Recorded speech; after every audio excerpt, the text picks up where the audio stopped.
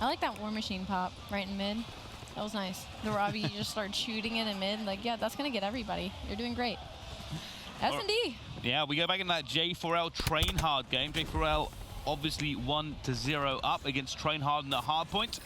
But all even Stevens at the moment in the SnD, except numbers on the side of Trainhard currently.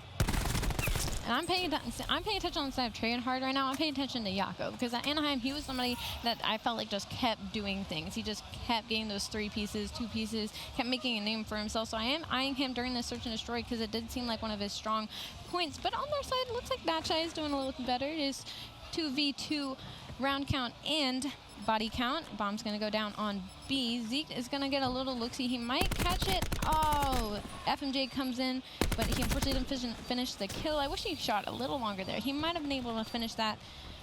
But I don't like that they got so split up there, because now you see Herbie, it's a 2v1. He's playing so deep guns. If Trainhard doesn't lay the bomb right now, he might be able to do it. Oh, he's gone in for it. That's a massive jump for him. Huge, kind of, and I'm kind of curious why he didn't shoulder it first. I don't know. I wish he would have let time play a little longer before, because that's kind of like the thing you do when there's like only a couple seconds left. Yeah. You just kind of want to throw your life away, but get that kill on bomb.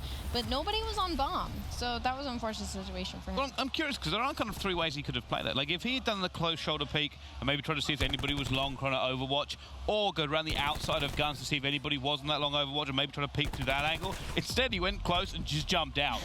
Like, I don't know whether he thought there was less time, because there was still a good amount of time to go. Yeah. It's not like it was 7.5 seconds. Yeah, like they were still pushing up. Like they hadn't even reached technically the bomb site yet when he did that. I mean, he could have played that little time, ran back, make him chase him, but no, just hello. Well, turns out they end up losing that one, and Trainhard are now in the lead. Let's see how they end up playing this time around. See, they're actually playing it very, very slow. A little bit of mid-control coming in for Trainhard as we sit on board with the track at guns, but nobody in this area at the moment. I can definitely see what Trainhard tried to do. I feel like they tried to bait that B and let bomb go solo A so that the 3 in mid kind of push it out.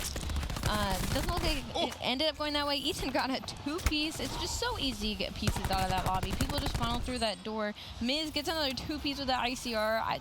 It kind of just fell apart there for Trainhard. They had the good idea in theory, but it just didn't execute very well because of the blind counter. And J4L just didn't have anything. They were like, nope, we're posting up B.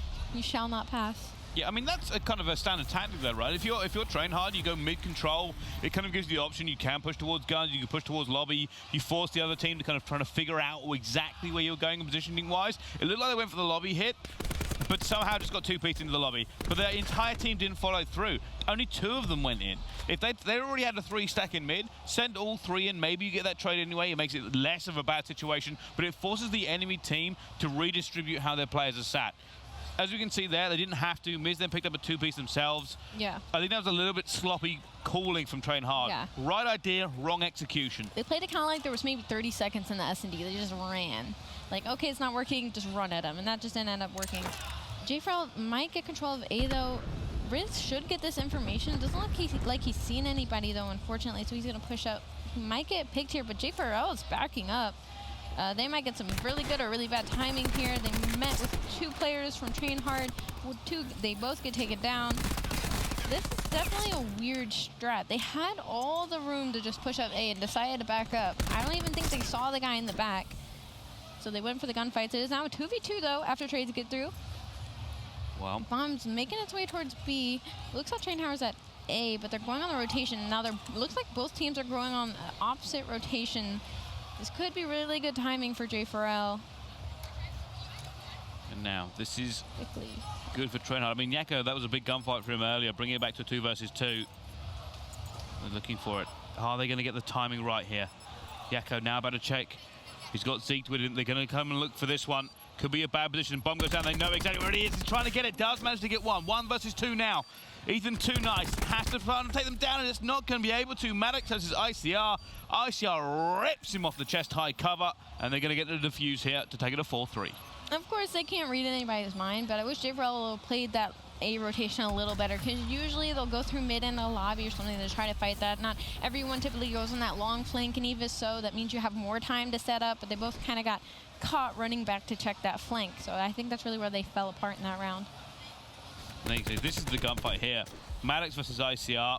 Oof. The ICR is just so nasty at that range. The Maddox probably should have ended up winning it just because I think he got first bullet and he had the cover, but the ICR's the lazy. If you have your centering right and your snaps right, you're going to be able to win that gunfight.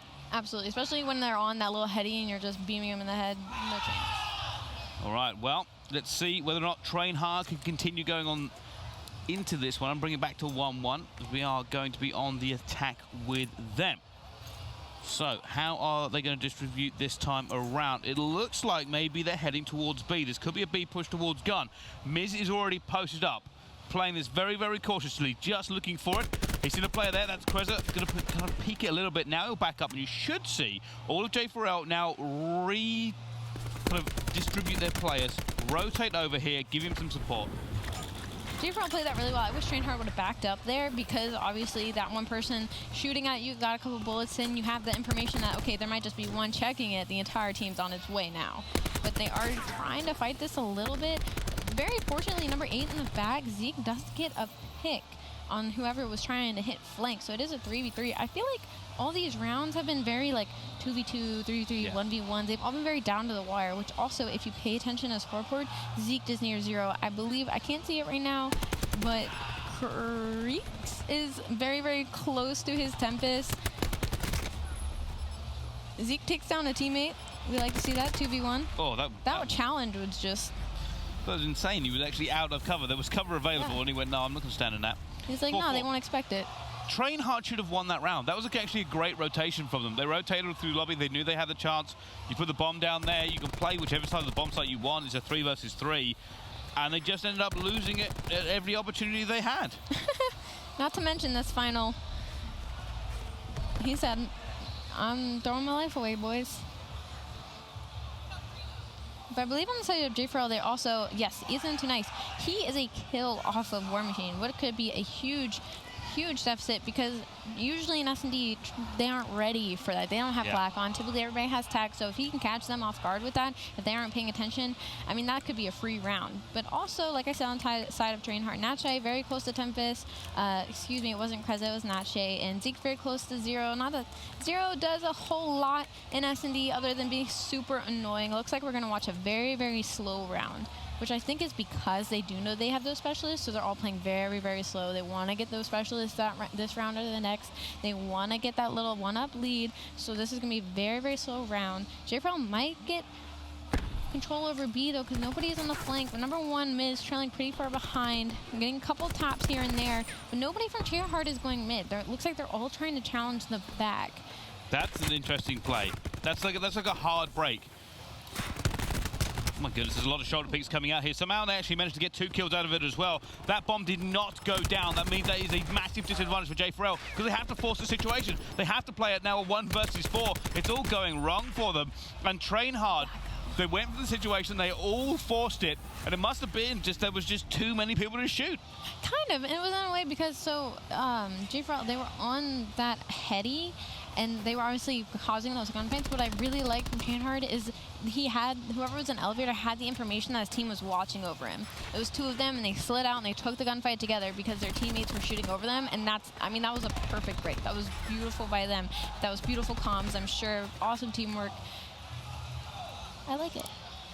It did work. I mean, that call must have come in. So Trainhard trying not to lose this one. They are 1 round away from taking it to a map number 3, but can they keep going? Just looking at the utility here. Ethan Too Nice still away from that War Machine, just not quite got it available yet.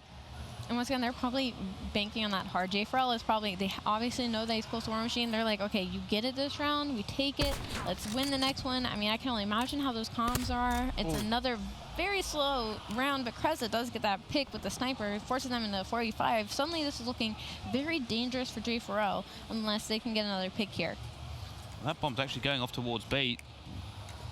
Natche trying to make this one work, and that's going to be a big challenge coming in. That player just moved off of the bomb site and gave away the advantage, and now J4L are staring down the barrel because they do not have numbers, and bomb is down. It's going to take a Herculean effort to make this one work. J4L were obviously down a man. Nice snipe by Herbie, but I mean, they're down a man. That's when you kind of wolf pack it, you know? Oh, like, Tempest! Oh, there it is. It's happening. And that's the round. That's you with Tempest. Boom. Done. but they played so solo. Like, that was the problem.